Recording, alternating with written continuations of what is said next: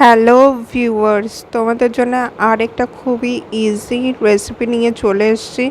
ঘরে যদি আলু থাকে তাহলে খুবই ইজিলি তোমরা করে নেবে এই চিল্লাটা।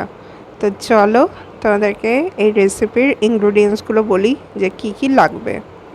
তো প্রথমে দুটো আলু নিয়ে নিয়েছি। টমেটো আমি এখানে ইউজ করব না, কিন্তু তাও রেখেছি। তারপরে এখানে নুন নিয়েছি, রেড চিলি পাউডার নিয়েছি, তারপরে ধনে পাউডার নিয়েছি। এটা তো জিরে পাউডার, আর এটা ধনে পাউডার নিয়ে নিয়েছি এই যে। আর এখানে গোলমরিচ গুঁড়ো,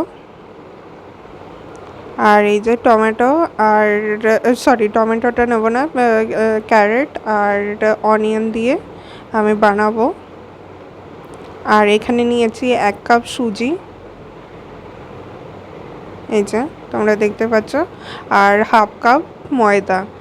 এটাকে আমি অল্প জল দিয়ে দিয়ে ভালো করে মিক্স করব।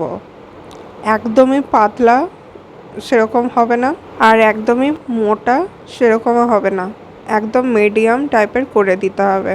আর এই যে আলুটা আমি বয়েল করে নিয়েছি, এরপরে এটাকেও মিক্স করে নিলাম। আর এরপরে আমি ক্যারেট আর অনিয়নটা আমি একটুখানি ফ্রাই করে নিয়েছিলাম, ওটা দিয়ে দিলাম। এরপরে আবার মিক্স করব ভালো করে।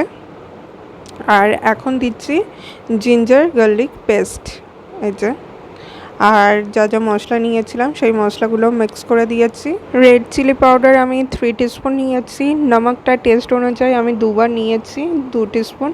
তারপরে আমি করিয়ান্ডার পাউডার 2 টিস্পুন নিয়েছি। তারপরে তোমার জিরে গুঁড়ো, সেটাও 2 টিস্পুন নিয়েছি। শুধু গোলমরিচ গুঁড়োটাই আমি 3 টিস্পুন নিয়েছি। তারপরে এই যে সার্ভ করে দিল গরম গরম। তো চলো, খুবই টেস্টি হয়েছে গাইস, তোমাদেরকে অনেস্ট রিভিউ দেবো। তো চলো, আর এটা বাচ্চাদের জন্য খুবই হেলদি টিফিন হবে, তোমরা করে দিতে পারো স্কুলের টিফিন। বাচ্চারা একদম ঝটাফট খেয়ে একদম স্ট্রং হয়ে ঘর ফিরবে, বাড়িতে আসবে। তো চলো 1 বাইট নিয়ে নিই। দারুণ দারুণ।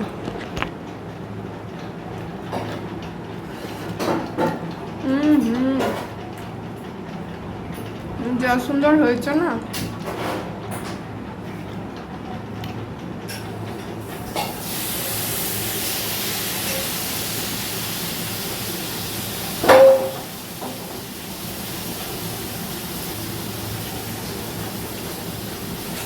সো চলো এখানে ব্লগটাকে এন্ড করলাম। Bye bye guys.